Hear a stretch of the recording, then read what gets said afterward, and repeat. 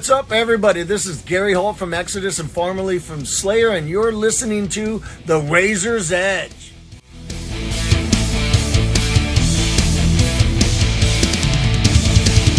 Hi, it's Kat from The Razor's Edge, and I'm here with Frayle. Just got off a stage on the main stage. How are you?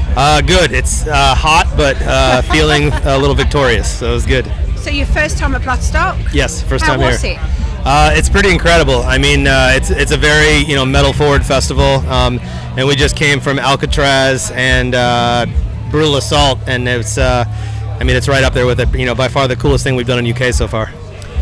And you were on the Sophie stage. I mean, the crowd was really big. Yep. Yeah. Yep. Was that kind of one of your biggest to date in the UK? We played Damnation, and I feel like it was this was probably a little bit bigger maybe than Damnation. Damnation's about a 5K cap. Okay. Yeah. So yeah, I don't know what was the cap of Sophie. I don't even know.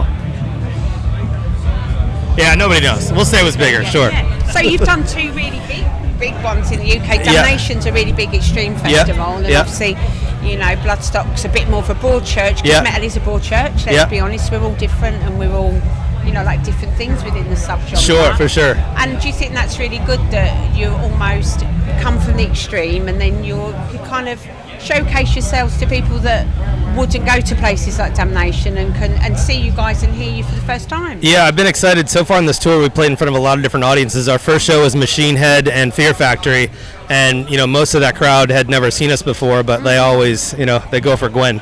So they fall in love with Gwyn, so it's great. Yeah.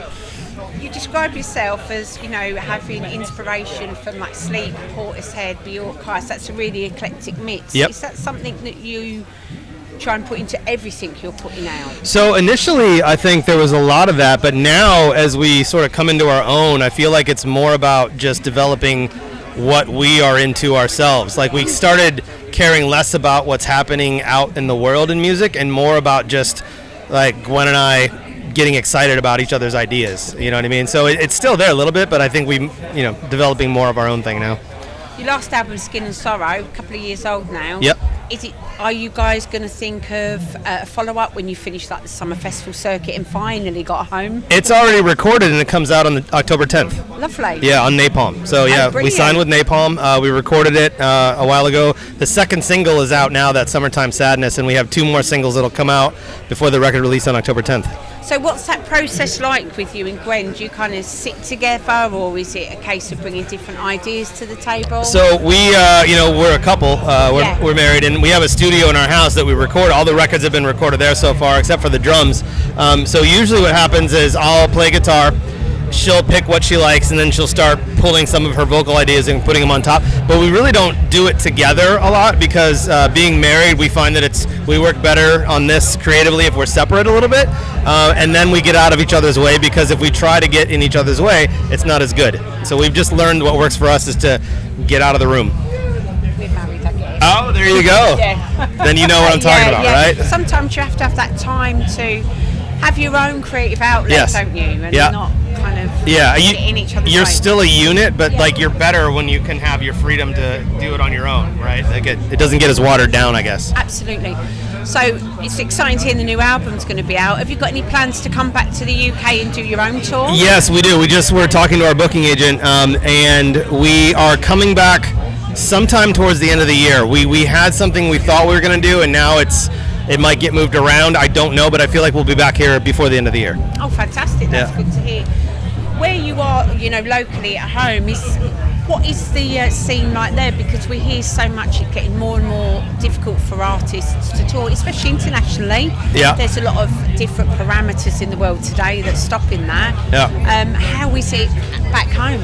So I would say by far our favorite place to tour is Europe, for sure. I mean, U.S. is home, but the markets are so segmented there, and where we live in Cleveland, Ohio, is a market that I would say is a little bit in decline. When there's bands that come through that we want to see, they usually skip over our town, and plus everything's so far away. So we do have plans to tour there, but I think right now we're focusing on Europe, and we almost feel more at home playing in Europe. I think Europe Europe as well is almost been more at home with extreme metal. Yep. For a long time, we've got a history with it, especially the Scandinavian countries and places like that. So yeah, I feel like in Europe the fans are still out there searching for things, and in the U.S. sometimes the majority of people like to be spoon-fed a little more, maybe. You know? Yeah, they're sated more easily, I think, aren't they? Yeah, I think satisfied. so. Yes, yeah. A little lazier, I guess. That's terrible to say as an American, but like, no, I get what you mean. Whereas we're always in Europe looking for the next thing. Yes, it's more. It's you guys are more. Boundaries. I can't think of the word because I'm tired, but like you're more not aggressive, but like you're doing it more. You're motivated to go find new things more in Europe. A bit more strident. There you go. There we are. That's a good word. Yeah, my brain is like. Well, you've been playing in this heat. I mean, literally, it must have been so limited. It was. Luckily, I had a fan for the first time. Yeah. Oh, brilliant. So I tried to buy one, but apparently in UK everybody's sold out of fans. It's because we have this little thing called British summertime that lasts for 1 week. Yeah. And everybody goes crazy and buys fans, hot tubs, blow-up pools. Yeah. Uses them for weeks, throws them away, and we do the same in 12 months. Yeah. So if you're back here next year, same thing. you'll see the same. So I gotta get a fan ahead of time. Bring the fan and an adapter, and you'll be fine. Yeah. Have you managed to catch any other bands while you're here, or anybody you're specifically looking forward to? So today? Lowen, who is on, they're playing the Sophie Lancaster today. They are on the label that we used to be on, Laybear Recording. So we have meeting them for the first time today was really cool. I'm a big fan of Nail Bomb. I love Nail Bomb, so that's going to be a big deal. I think that's it. Other than just walking around and stumbling into things and discovering things, those are the ones that I was like, I'd like to see them. Well, the tent at the back here, the New Blood tent, is the Metal to the Masses. I don't know if you've heard of that, and it's a competition where new bands compete in areas. Bloodstock's really famous for it, and the bands then go through and get judged, and that's all unsigned bands. Wow. In that tent all weekend, so it's quite a big deal for people discovering like new things. That's amazing. And there's a couple of bands on at the weekend, John, that have paid every stage now. Really? Right up to main stage. That's great. That's what we hope to do, right? Like we hope to. We'll see you back, definitely. Yeah, we hope to do that. That's amazing. Like in the U.S., you just don't have like festivals carrying that much. It's just like Metallica, Pantera, go. You know what I mean? It's like the same stuff all the time. Yeah. So it's nice to see that energy is here. Oh, definitely. Finally, we're asking everybody the same question, and obviously we're interested in your answer. And you might guess what it is. We lost Ozzy a few weeks ago. Yeah. Obviously, this is the Midlands. What did Black Sabbath and Ozzy Osbourne mean to you? It's incredible how you can go back to those records and they never sound old or boring, and it is so hard to have that with other bands. Like maybe Creedence Clearwater Revival, that's not metal, but it's like there's so few bands that to me the records still sound fresh and relevant. So for that to be that old, like that's incredible. So that's like the respect that I give to that. Not the wacky stage antics and all that, but more so just how timeless those are. Like how amazing would it be to make something, whether it's journalism or art, that it's that timeless. That's what I respect the most, I think. Well, thank you so much for your time. I'll look forward definitely to seeing you back. Thank you.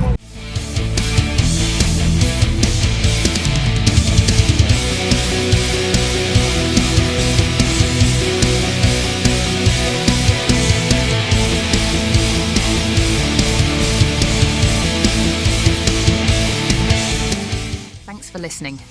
Make sure you keep up to date with all of our interviews by subscribing to our channel. For all the latest news, reviews, interviews and more, head over to our website www.therazorsedge.rocks.